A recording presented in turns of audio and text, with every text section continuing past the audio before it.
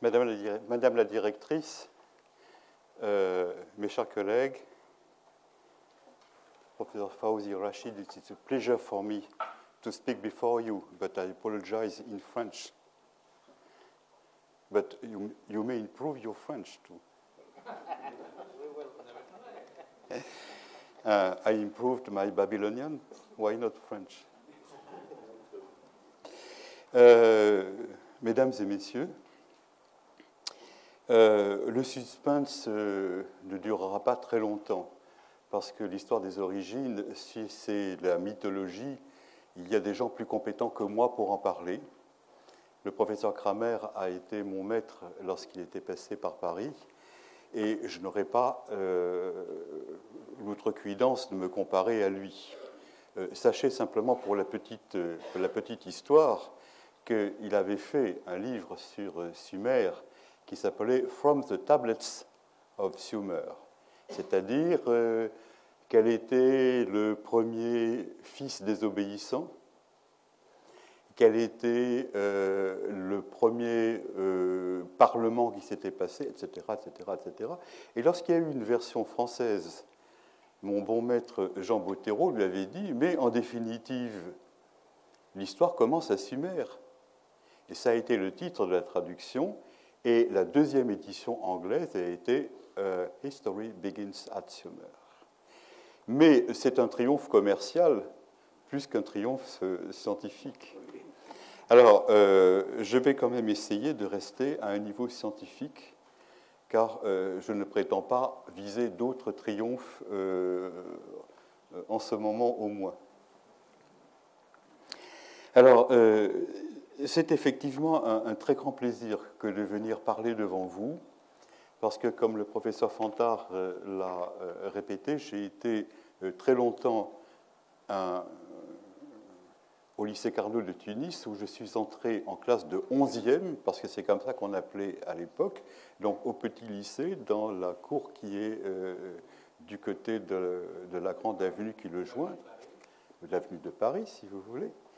Et oui, puisqu'elle est restée rue de Paris, et puis ensuite, j'en suis sorti par l'autre porte à la philo, parce qu'à l'époque, on ne pouvait pas rester plus longtemps au lycée après la philo, et je suis parti en France pour suivre mes études. Mais si j'avais pu, à Tunis, bénéficier de tout l'enseignement qui, à l'heure actuelle, se trouve installé, certainement je serais resté à Tunis et j'aurais été un de vos collègues direct au lieu de venir être un visiteur touriste venant de Paris. C'est pour moi donc non seulement un très grand honneur, mais un très grand plaisir que de revenir dans cette ville où j'étais si longtemps potache pour y jouer au professeur. Et c'est un plaisir pour moi. Alors,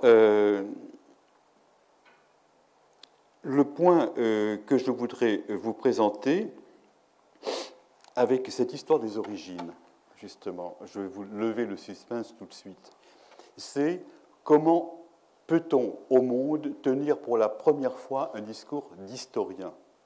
C'est ça que je voudrais regarder avec vous. Vous savez qu'on considère généralement que la préhistoire, c'est la période qui se termine avec les textes. Et quand les textes commencent, eh bien, l'histoire commence. Alors, nous avons souvent réfléchi au fait qu'avec les techniques modernes de datation des textes, si on prenait le plus ancien texte et qu'on arrive par des méthodes très scientifiques et très pointues à en trouver la date, on pourrait dire que le vendredi 13 à 1h de l'après-midi de 1999 ou de 1998, la préhistoire a terminé et l'histoire a commencé. Ce serait l'acte de naissance de Clio, en quelque sorte. Bon. Eh bien, je crois que les choses sont un peu plus compliquées que ça. Les choses sont un peu plus compliquées que ça. Et je l'ai cru très longtemps, beaucoup de gens le répètent encore à l'heure actuelle, c'est très commode pour les programmes d'enseignement de l'histoire que de dire jusqu'à la fin du 3e millénaire, jusqu'au 3e millénaire, c'est la préhistoire, après, eh bien, commence l'histoire. C'est commode, mais c'est complètement faux et totalement erroné. En réalité, avec le premier texte, apparaît la philologie. C'est-à-dire que si vous avez un texte écrit que vous arrivez à lire, les premiers textes, on n'arrive pas à les lire. Mais à partir du moment où on peut lire un texte, eh bien, on voit apparaître la philologie. Et avec la philologie, on voit apparaître tous les succédanés de la philologie, c'est-à-dire la toponymie, la science la liste des noms de villes. Vous avez l'onomastique, on sait comment les gens s'appellent. On sait en quelle langue ils écrivent, ce qui n'est pas sûr que ce soit la langue dans laquelle ils parlent, d'ailleurs. Hein, c'est quelque chose de tout à fait différent. Et si le texte est un petit peu compliqué, on voit apparaître la grammaire. Bon. Mais tout cela, ce sont des domaines qui sont très porteurs d'informations, qui sont extrêmement importants, mais qui s'ajoutent à l'information que l'archéologue a par ailleurs. L'archéologue n'est pas du tout démuni au point de vue histoire avant que les textes n'apparaissent. Il est capable de voir au niveau stratigraphique les choses qui ont précédé et les choses qui ont suivi. Avec la poterie, il peut tout à fait dater. Et maintenant, avec l'archéométrie, il peut raconter beaucoup de choses sur les restes animaux et les restes humains et les restes de botanique qu'il a trouvés dans ses fouilles. Et simplement, avec l'apparition de l'écriture, on voit les possibilités d'information se multiplier dans des domaines qui désormais qui auparavant étaient impossibles, c'est-à-dire l'aspect linguistique. On peut même savoir des noms de dieux, on peut savoir des noms de rois, on peut savoir des noms de villes, on voit apparaître toute une information qui auparavant était impossible. Que parlaient les gens au 4e millénaire? C'est impossible de le savoir. Mais après les textes, on peut savoir si c'est du sémitique ou du sumérien ou du hourite ou d'autres choses de ce genre. Bon. Et je pense qu'il faut attendre très longtemps et pratiquement tout le premier millénaire de la documentation jusqu'au moment où apparaît enfin un corpus cohérent qui est tellement chargé d'informations que ce corpus permette de tenir un discours cohérent sur une civilisation indépendamment de tous les autres paramètres archéométriques et archéologiques. Et c'est là que véritablement l'histoire apparaît et que l'historien est capable d'opérer. Mais il faut pour cela posséder une chose extrêmement importante, une civilisation qui vous a laissé un témoignage précis sur elle-même et conscient. Il faut que les anciens vous parlent d'eux-mêmes, il faut qu'ils se décrivent, qu'ils disent comment leur société fonctionne et qu'ils se présentent un petit peu à nous. Parce que jusqu'auparavant, dans l'information archéométrique et archéologique, l'énorme problème est que vous pouvez parler historiquement, vous pouvez classer historiquement les choses et les gens, mais ce qui manque, c'est la synchronie. Quand vous avez un site dans tel endroit et un site dans un tel autre endroit, vous pouvez dire c'est la même civilisation, mais vous ne pouvez pas dire si ces gens ont vécu au même moment. C'est ça la synchronie. Et tant que la synchronie n'est pas possible et tant qu'il n'y a pas une mise en relation de la documentation de par le monde, vous ne pouvez pas parler de tableau historique. Vous parlez simplement d'un discours qui fait apparaître l'avant et l'après. Et ça, c'est extrêmement facile.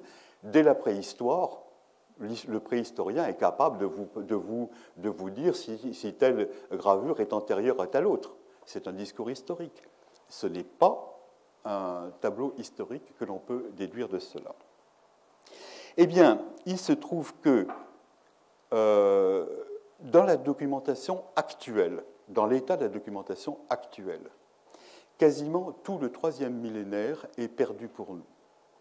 C'est-à-dire que tout ce qui est le grand âge de Sumer, où nous avons de la belle littérature déconnectée complètement, où nous avons des noms propres qui flottent à droite et à gauche, des sites que l'on n'arrive pas à mettre les uns en rapport les uns avec les autres, l'information philologique est considérable, les apports sont extrêmement précieux, mais l'histoire ne commence pas. Et dans la documentation, à l'heure actuelle, aujourd'hui, je considère que les conditions pour le discours tel que je vous le décris apparaissent véritablement avec la découverte des 25 000 documents cunéiformes de Marie. Je vois que ce matin, j'ai déjà été accompagné par une musique merveilleuse à droite et à gauche. Et je me réjouis de parler en musique. Ça renforce le charme, j'espère, de mon discours.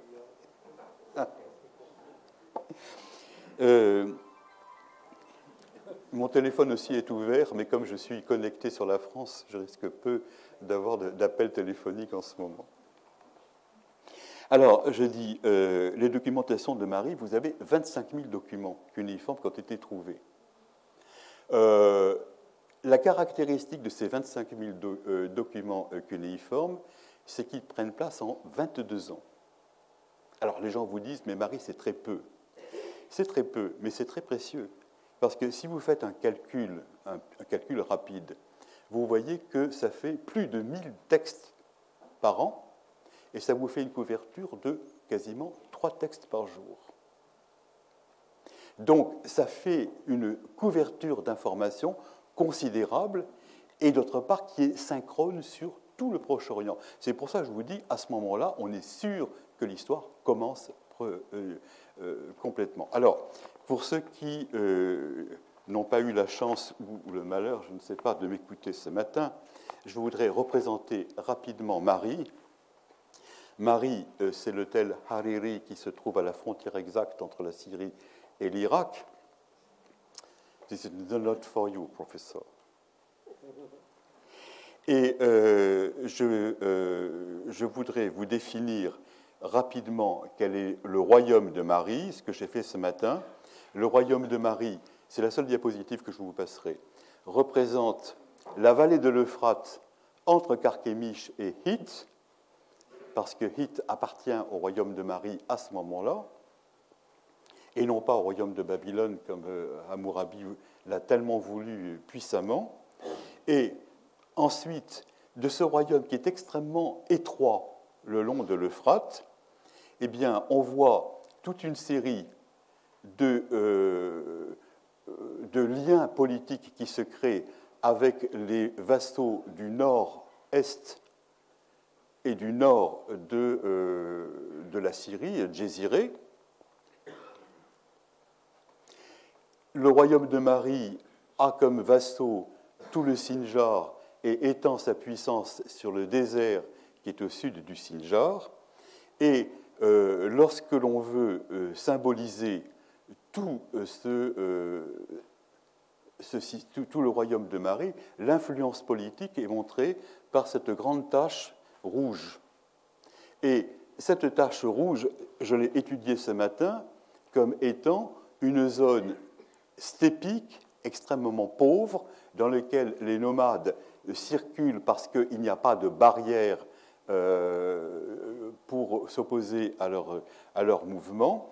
Et par rapport à cette grande zone extrêmement vide et pauvre, eh bien, Achour se trouve en dehors, mais vous avez aussi les deux grandes zones principales qui sont l'Est et l'Ouest. L'Est qui est la région de l'Irak du centre et de l'Irak du sud, qui est la partie riche par excellence, dans laquelle vous avez une irrigation extrêmement importante, vous avez des pêches de poissons qui sont très fructueuses, et vous avez surtout le palmier dattier.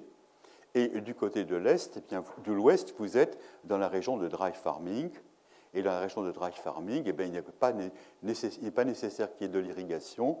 Les plantes poussent d'elles-mêmes et c'est un pays qui est extrêmement riche. C'est-à-dire Alep du côté du nord et Katna dans la région de Homs. c'était simplement pour vous présenter en gros la situation. Les documents de Marie parlent des 3 zones, mais le royaume de Marie, l'influence politique de Marie, se limite à la zone en rouge. Ce qui, vous le voyez, au point de vue dimension dans le Proche-Orient, est quelque chose de considérable.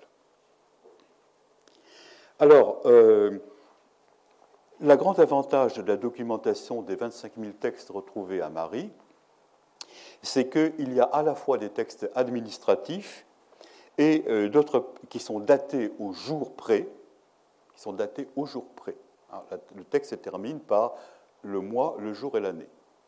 Et d'autre part, il y a des textes épistolaires, des lettres, qui surabondent en détail. Ils sont extrêmement précis, extrêmement riches. Et vous avez des textes qui peuvent faire jusqu'à 150 lignes. Ça représente le plus gros corpus de langue sémitique du nord, de l'Est pour la période. Alors, si vous regardez le 3e millénaire mésopotamien, vous avez beaucoup de textes administratifs qui ne sont pas extrêmement informatifs, mais vous n'avez pas de lettres. Ou les lettres qui existent sont extrêmement pauvres, extrêmement restreintes. Je ne parle pas de la grande littérature qui est déconnectée, qu'on n'arrive pas à situer encore pour l'instant. Alors, vous voyez en même temps, la tentation que l'on a pu avoir devant une telle documentation, c'est de se dire, non seulement on peut pour la première fois faire œuvre d'historien, mais on a une documentation totale. Et les historiens à l'heure actuelle veulent bien avoir une approche globalisante. Alors, en réalité, je vais vous présenter la documentation pour mieux vous montrer comment l'historien travaille, et vous allez voir à quel point nous sommes limités. Si je me rapporte, professeur Fantar, à la documentation classique, dont vous êtes un si grand admirateur, eh bien, nous n'arrivons pas à sa cheville, à ce point de vue-là, ce qui montre à quel point on ne peut pas être historien de la même façon selon les périodes. Si vous regardez par rapport à la civilisation grecque, nous n'avons pas, par exemple, la constitution d'Athènes écrite par Aristote. Aristote a éprouvé à un moment donné le besoin de nous faire un tableau complet de la situation politique de sa ville, alors que nous n'avons que des indications sur des conduites politiques, des institutions fragmentaires, etc. Et il nous manque le tableau général qu'Aristote a créé. Si vous prenez un deuxième aide des classiques, il y a eu quelqu'un qui s'est appelé à un moment donné Pausanias, qui s'est promené dans toute la Grèce et qui a fait un livre disant tout ce qu'il avait vu. Quand il arrivait à un endroit, il faisait le tableau de tous les temples qui étaient là, de toutes les statues, les œuvres d'art, il recopiait certaines inscriptions, et en plus c'est une vision synchrone. Avec Pausanias, on a une description de la Grèce. Bon. Eh bien, nous n'avons absolument pas ça pour l'époque de Marie qui nous intéresse. Et puis, d'autre part, il nous manque surtout tous les récits historiques que les anciens grecs et latins ont écrits et dans lesquels ils nous donnent le déroulement des événements. Nous avons des textes qui sont datés année par année, dans lesquels le roi vous dit, il vous résume l'année en vous disant « cette année, j'ai fait telle chose extrêmement importante ». Nous, par exemple, ça serait de dire « cette année, M. Sarkozy est devenu président de la République ». Pof. Bon, qui était président avant lui? Eh bien, vous êtes très savant. Vous êtes très savant. Mais pour l'Antiquité, quel était roi avant tel autre roi? Eh bien, vous le gagnez durement en reconstituant des dossiers. Quelqu'un qui vous fait une histoire généalogique des fêtes vous le dit, ce truc-là. Les Grecs et les Latins vous le disent, mais nous ne l'avons pas. Alors, ce que nous avons en définitive, c'est une surabondante documentation d'ordre épigraphique, des matériaux bruts qu'il faut mettre en ordre et commenter. Quand je devais expliquer mes problèmes au professeur Fantar, il m'a dit « Ah, Vous avez donc une mosaïque de faits. Je lui ai dit une mosaïque de faits. Je serais bien content d'en avoir une. J'ai une vision beaucoup plus modeste des choses. Je considère que nous avons une sorte de puzzle sur lequel il nous manque le canevas de base. Donc, c'est le degré le plus difficile du puzzle. Vous prenez des fragments et puis vous les mettez les uns à côté des autres. Et puis, joie supplémentaire, vous n'êtes pas sûr que vous avez toutes les pièces. Ça, c'est la découverte finale. Vous pouvez avoir de gros trous quelque part. Alors, il y a quelque chose d'extrêmement gratifiant pour l'historien quand on lui dit « vous n'avez qu'une documentation épigraphique ». Parce que, en définitive, il se trouve à avoir ce que l'on appelle des documents primaires. Et ces documents primaires, ce sont ceux avec lesquels les historiens dans l'Antiquité ont construit leur discours. Quelqu'un comme Tite-Live, le grand historien de Rome, il est allé à la quête des renseignements de ville en ville, regardant les lieux, interrogeant les anciens, collectant les légendes, et puis, une fois qu'il a fait tous ces dossiers, qu'il a pris toutes ces notes, il a construit sa grande histoire de Rome pour la plus grande gloire de Rome, naturellement. Et nous savons tous que les historiens de l'Antiquité ont fait des discours idéologiquement extraordinairement lourds. Et l'historien moderne, à l'heure actuelle, a comme problème numéro un, derrière le discours extraordinairement idéologisé, de retrouver les documents primaires à partir duquel l'historien antique a travaillé. Alors, à Marie, on a l'impression que c'est fait, vous n'avez qu'à, servez-vous, vous les avez comme ça. Alors, le problème, je vous l'ai dit, c'est que 4000 ans après, sans informateur direct et sans guide, sans savoir quel était le prédécesseur du président Sarkozy, eh bien, il faut se mettre à l'œuvre, et c'est ça le travail extraordinairement compliqué et difficile de conquête. Il nous manque, nous sommes certainement plus proches de la vérité que du côté grec et latin, mais nous avons infiniment moins de moyens, et nous sommes vraiment livrés à nous-mêmes. Alors, quand je vous disais, nous n'avons pas le canevas, bon, c'est-à-dire qu'on peut le reconstruire parce qu'avec un peu de patience, vous mettez les pièces les unes à côté des autres, puis quand vous avez des grands ensembles, vous les combinez les uns les autres. Ça, c'est le travail de l'historien, et c'est assez ludique à faire. C'est assez facile, c'est quelque sorte une question de le b.a.-ba. Le grand problème, c'est de savoir, avons-nous toutes les pièces ? Eh bien, le grand problème, par exemple, en ce qui concerne le palais de Marie, c'est avons-nous tous les documents du palais ?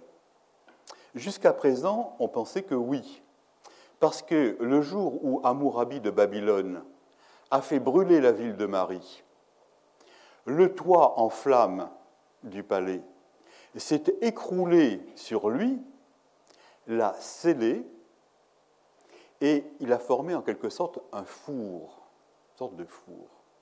Or, tous les documents à l'époque étaient écrits sur de l'argile.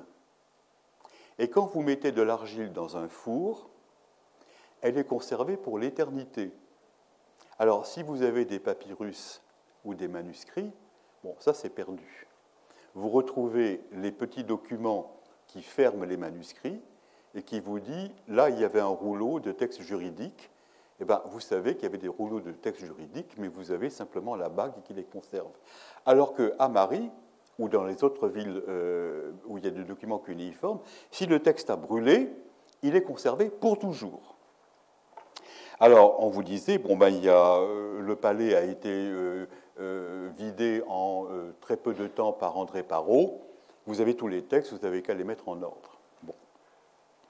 Eh bien, à l'heure actuelle, on se rend compte que, en ce qui concerne par exemple les textes administratifs, le premier compte des tablettes montre qu'il nous manque à peu près les 9 dixièmes. Il nous manque les 9 dixièmes.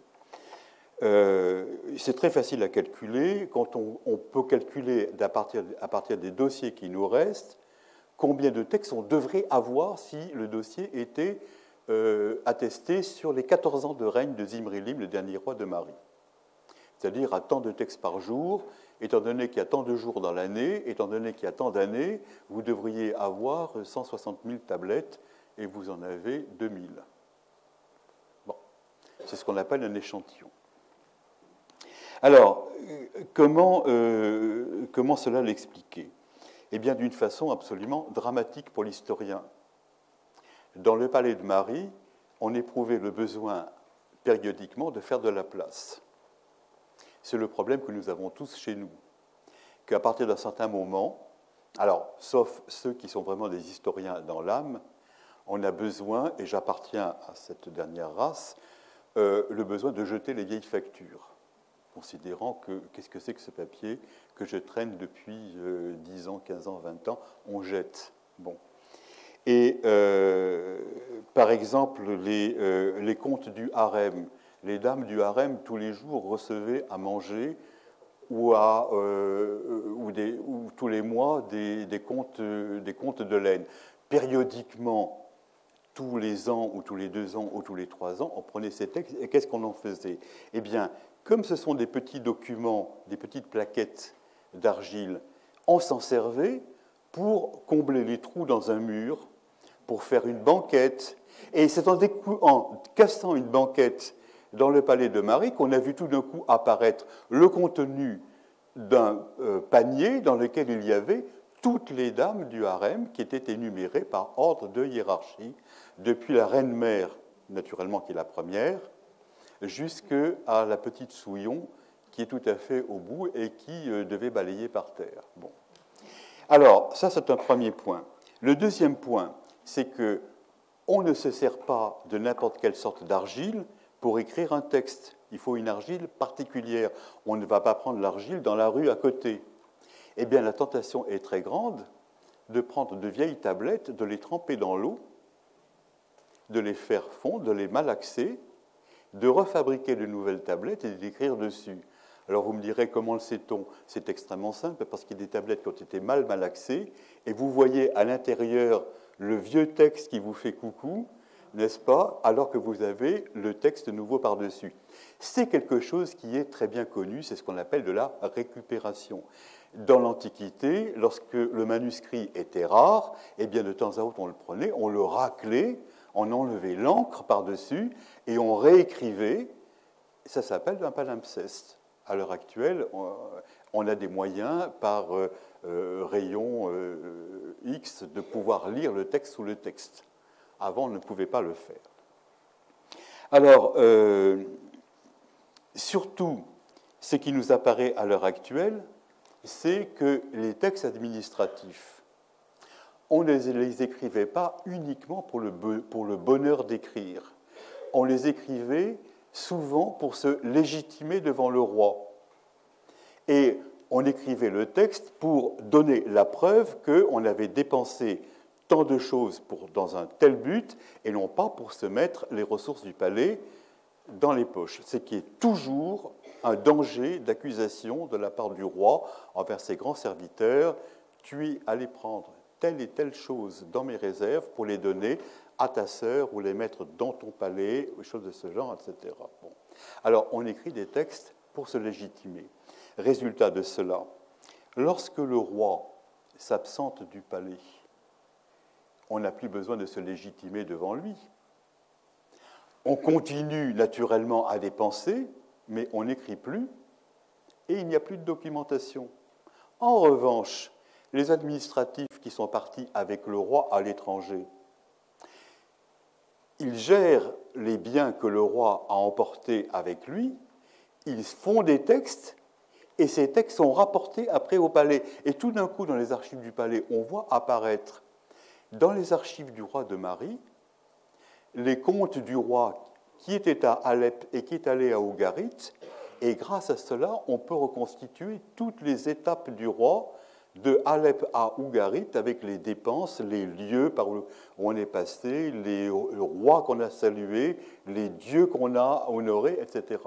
Et ça montre bien que écrire consiste avant tout à se légitimer par rapport au roi. Alors cela est extrêmement important parce que on dit toujours, les mouvements néo-marxistes, c'était de dire la comptabilité du palais permet de savoir quelle est l'économie antique. Pas du tout. Ça permet de savoir quel rapport on entretient avec le roi. C'est tout à fait différent. Alors, pour ce qui est des lettres maintenant, la situation est différente. La lettre est un document beaucoup plus précieux que le document administratif. Et le problème fondamental, c'est que un fonctionnaire n'est fonctionnaire que pour écrire au roi, pour l'informer. Ça fait partie du serment que le fonctionnaire prête en entrant dans sa charge. Alors, tout ce qu'on voit, on doit l'écrire. Tout ce que l'on voit, on doit l'écrire. Le roi est seul juge de l'intérêt de l'information. Le roi et ses devins, parce qu'à côté de lui, il a des devins auxquels le roi peut demander « Est-ce que ça, c'est un signe important de la part de la divinité ?» Et alors les devins, à ce moment-là, lui disent « Oui ou non ». Donc il faut que le roi soit informé de tout.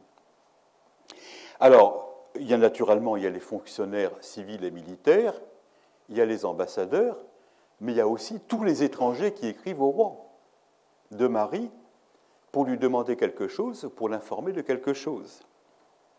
Alors, c'est là qu'il y a la grande richesse informative de Marie.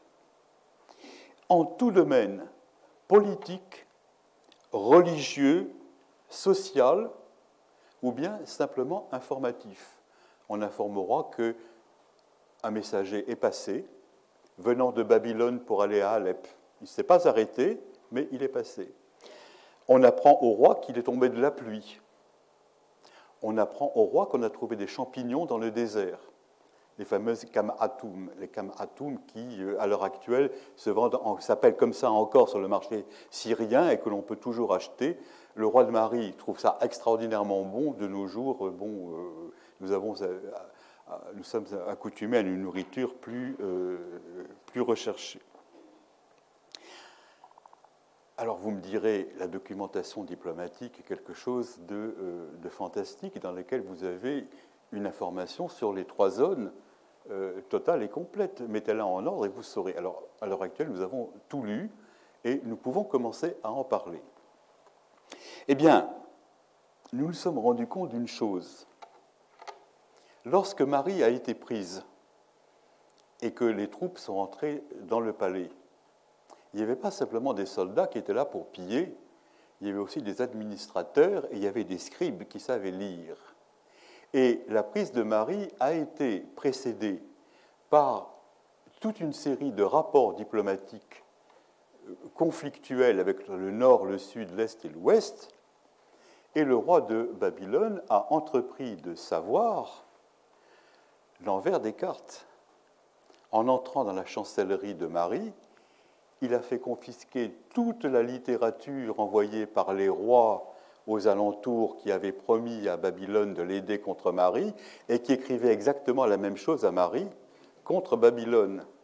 Et alors, c'est dramatique pour nous parce que toute la littérature, la correspondance diplomatique de la fin du règne et toute la littérature la plus importante venant des cours comme Alep, Katna, Larsa, voire même Babylone, a été mise dans des sacs et emportée. Et nous n'avons que les documents que les scribes n'ont pas su trouver. Donc, c'est là que nous le voyons. Nous savons très bien qu'il nous manque toute la correspondance avec Alep. Comment est-ce possible? Et avec Babylone, encore plus. Comment est-ce que cela est possible? Bon. Alors, si vous savez, si vous vous souvenez de l'affolement qui s'est passé dans certaines capitales lorsque les armées ennemies arrivaient, que l'on brûlait les archives rapidement, on ne peut pas brûler les archives cunéiformes. Donc elles étaient à disposition et le roi de Babylone se les a fait emporter. Alors que sont-elles devenues? Sans doute dans le palais d'Hammurabi à Babylone, mais vous savez que ce niveau est sous la nappe phréatique et à l'heure actuelle ne peut pas être atteinte.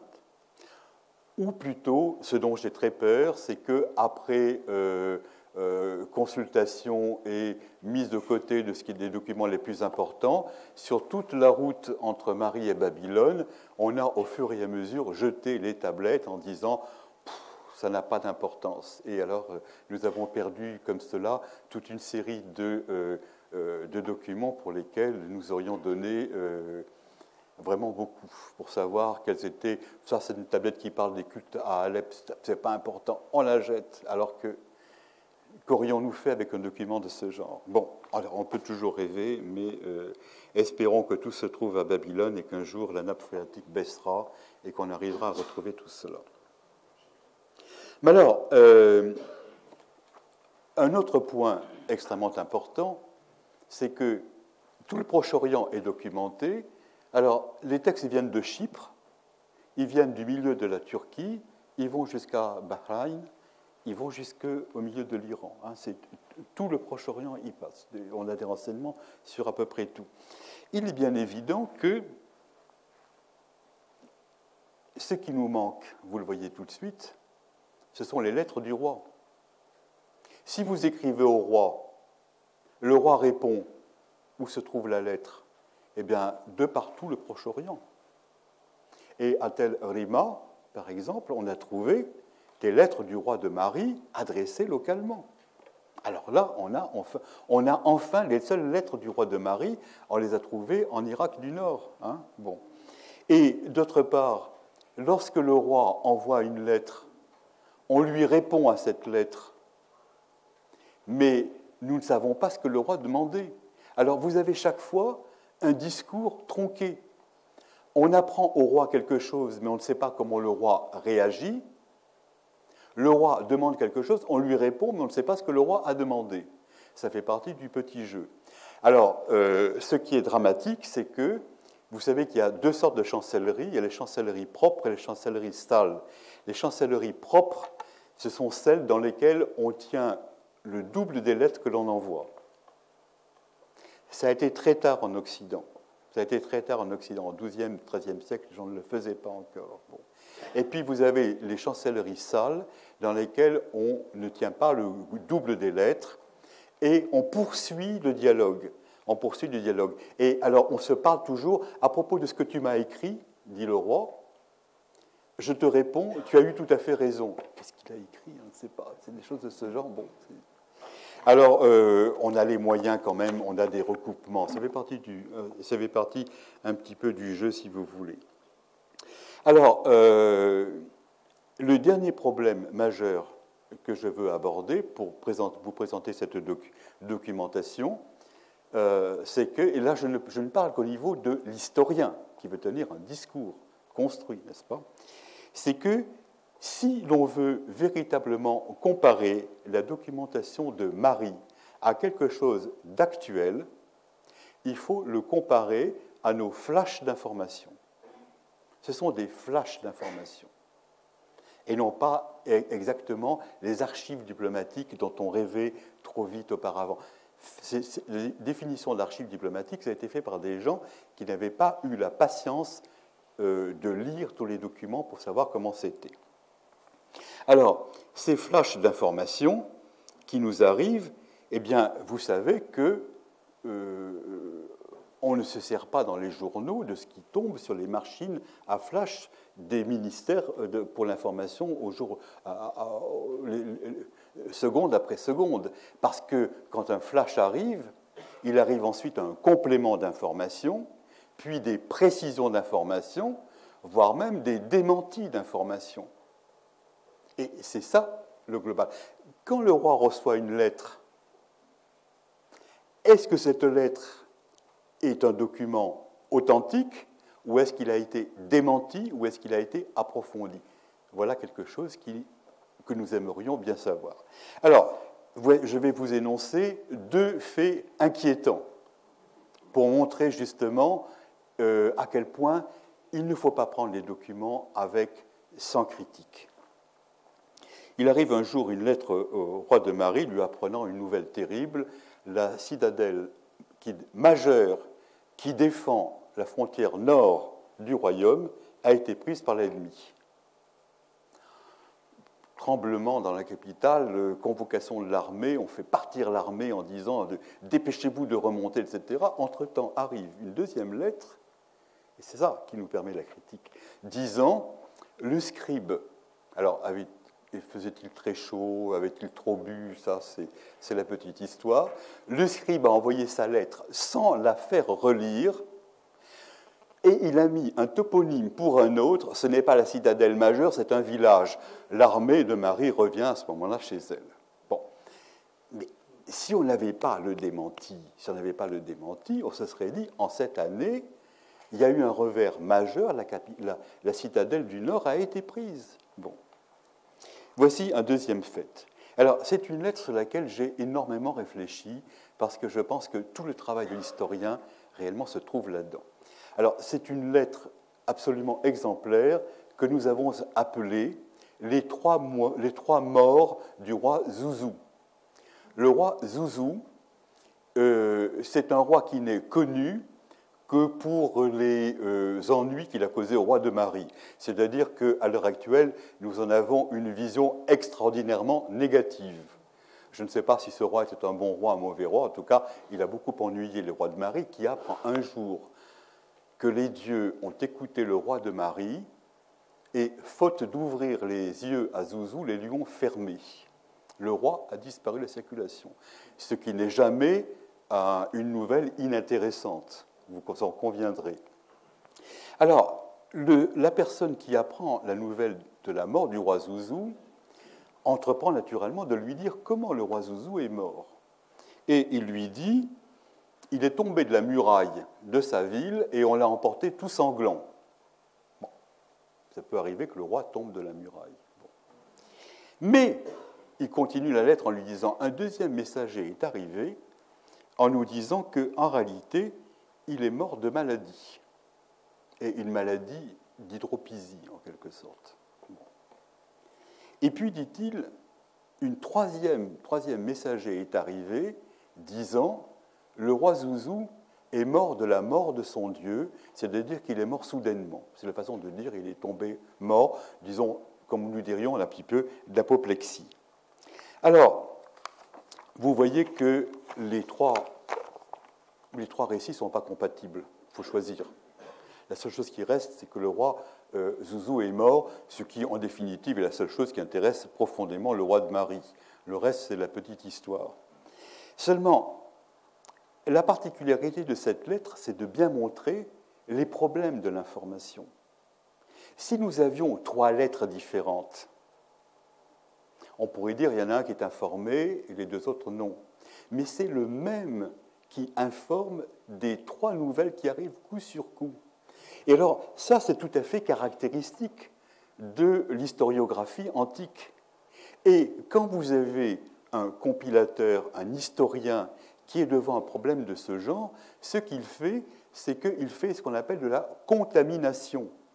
C'est-à-dire qu'il ne laisse pas tomber une information, parce que pour cela, il faudrait qu'il fasse une enquête. Et quelquefois, on n'a plus les moyens de faire l'enquête. Alors, il prend les bribes à droite, à gauche et au milieu, et il en fait un seul roman. Alors, si nous avions cela répété par un compilateur du Moyen-Âge, un des chronographes du Moyen-Âge, il vous dirait, alors ça j'en suis sûr, malade parce qu'il avait été maudit par son Dieu, Zouzou tomba de la muraille et mourut. Mais nous avons plein d'histoires de ce genre. Et alors, cette vision dramatique de présenter les choses de nos jours, c'est ce qui la rend humaine. Maudit par les dieux, malade, il a un étourdissement, il est tombé de la muraille. Bon, allez dire le contraire maintenant, 4000 ans après. Bon. Mais il est bien évident que ce n'est pas possible, puisque c'est 3 personnes différentes qui arrivent porteurs de l'information. Alors, vous voyez que l'information, en définitive, il ne suffit pas simplement de la lire. Ça ne suffit pas de la lire, ça ne suffit pas d'avoir le récit chatoyant de la diversité des événements. Il faut ajouter, en plus, que l'information est soumise à l'époque à de très forts tabous.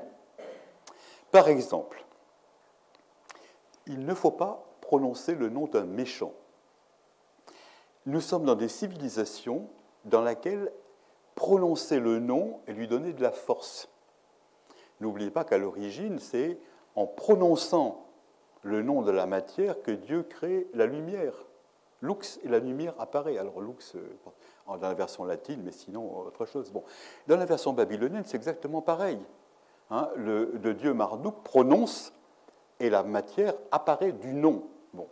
Alors, à partir du moment où il ne faut pas dire du nom d'un méchant, vous imaginez les problèmes de l'information. Nous en avons un exemple absolument ridicule.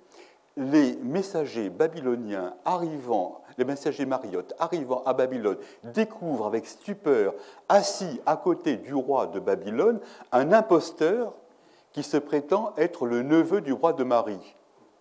Vous savez que l'histoire est remplie de ces noms d'ambassadeurs envoyés théoriquement du Siam chez un roi très chrétien, etc., qu'on reçoit, parce que, comment voulez-vous ne pas recevoir quelqu'un qui est envoyé par un monarque très puissant?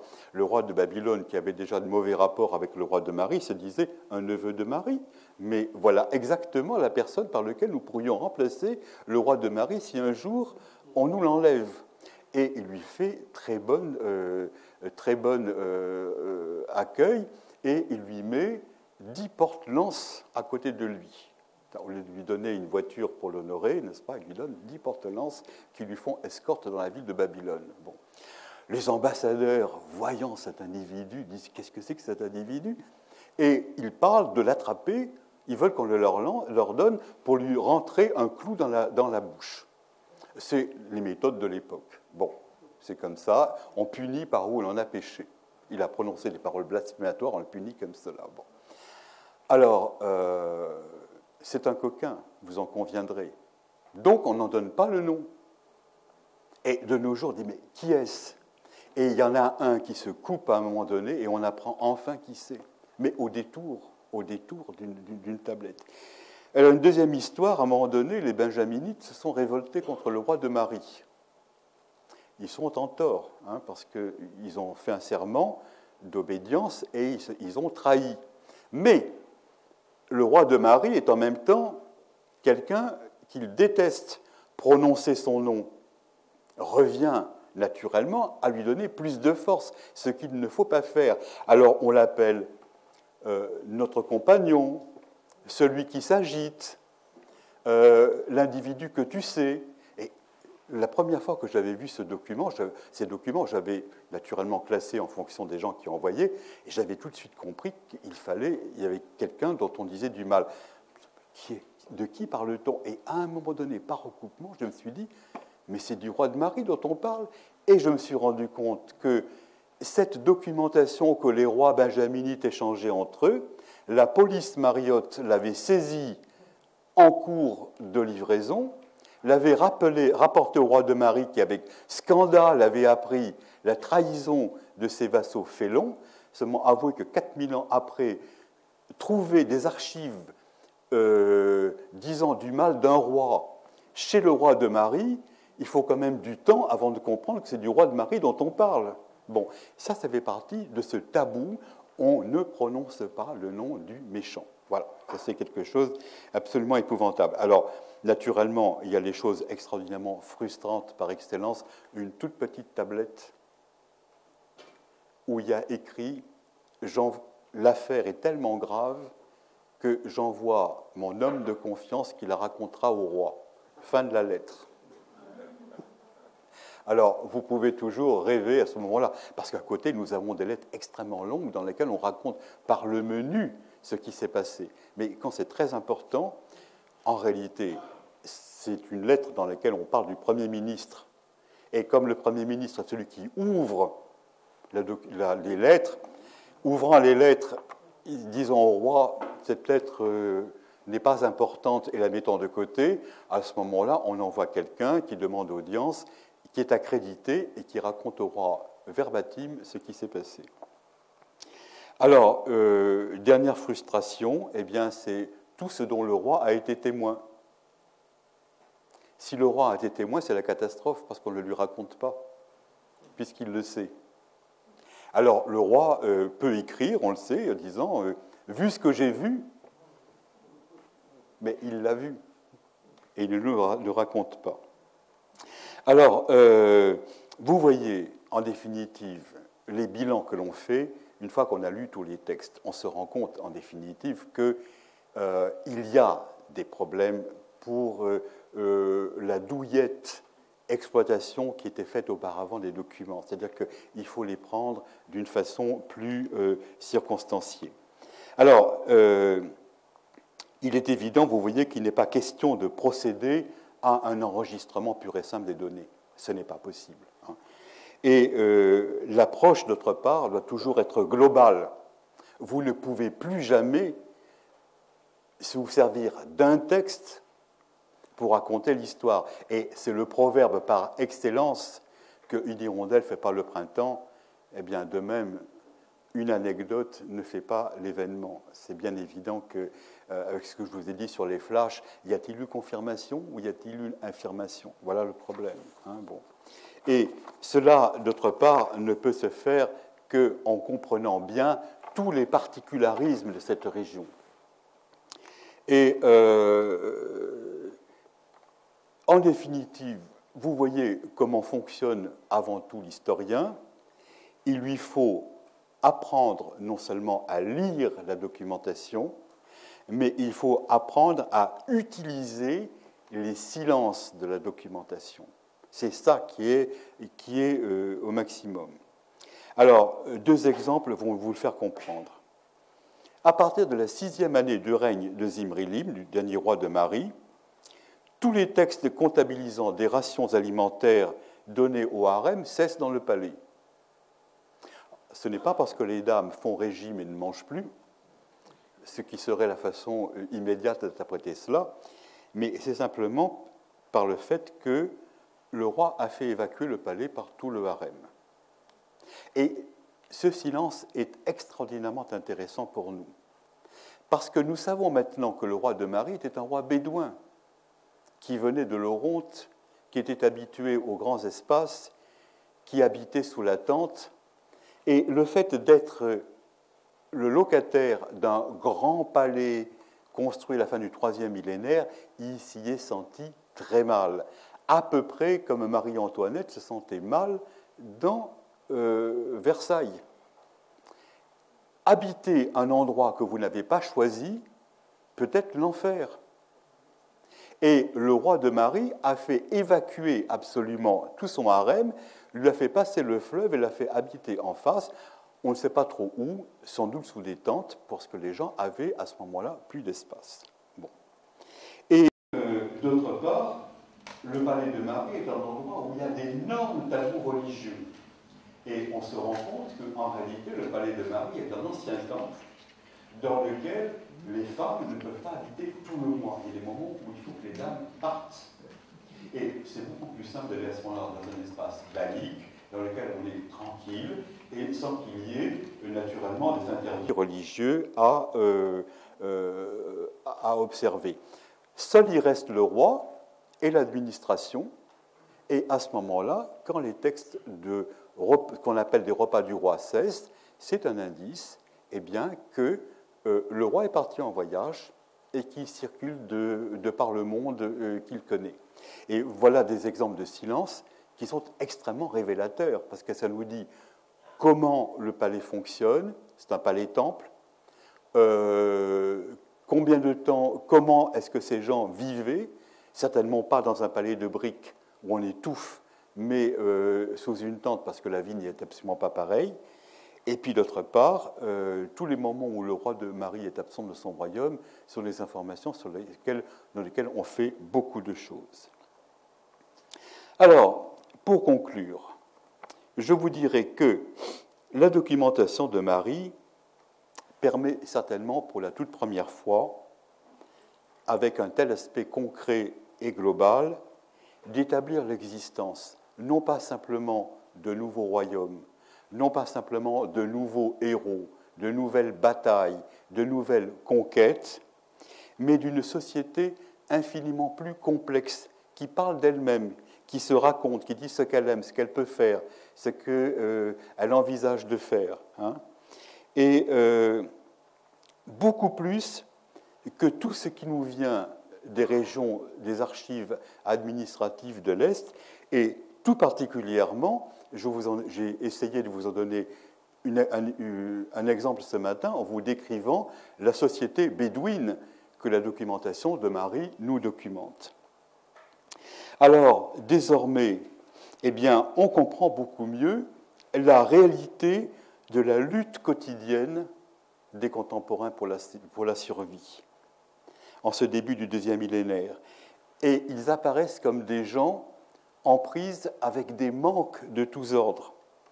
Or, jusqu'ici, les chercheurs étaient fascinés par l'abondance des textes, par la richesse des textes qui nous racontent avec un luxe de vocabulaire nouveau, des anecdotes concernant des situations non documentées par ailleurs. Le monde des femmes, par exemple, comme le palais est quasiment entièrement habité que par des femmes, le monde des femmes apparaît avec une précision et une richesse que les sources du côté de l'Est ne nous donnent pas du tout.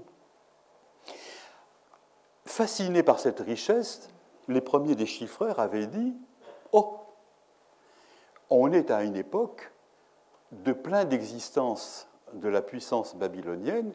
C'est une puissance, c'est l'apogée, c'est l'acmé. Et en réalité, c'est exactement le contraire. La lecture attentive des textes nous montre que le palais, en s'écroulant, a scellé un miracle documentaire, mais ce miracle documentaire, il devait exister en réalité partout ailleurs.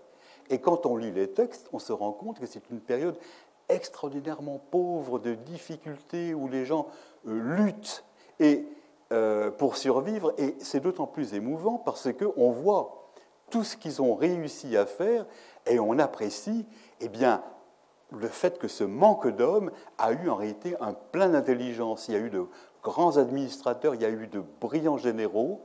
Et c'est pour cela que, face à ces deux réservoirs d'hommes de l'Est et de l'Ouest, Marie a su s'imposer jusqu'au moment où, naturellement, les plus forts, comme toujours, finissent par gagner. Voilà, je vous remercie de votre attention.